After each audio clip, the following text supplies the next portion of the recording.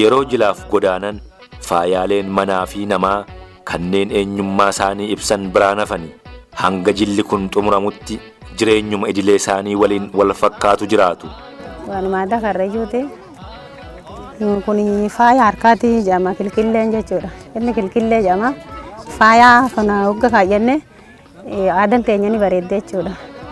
Kanaaf kunis kan mormaa kunis faaya aadaati hunduu kan biralleen jalaa hafee jira. Barca qaboo kan jedhamullee ni jira. Kun xuruura jedhama.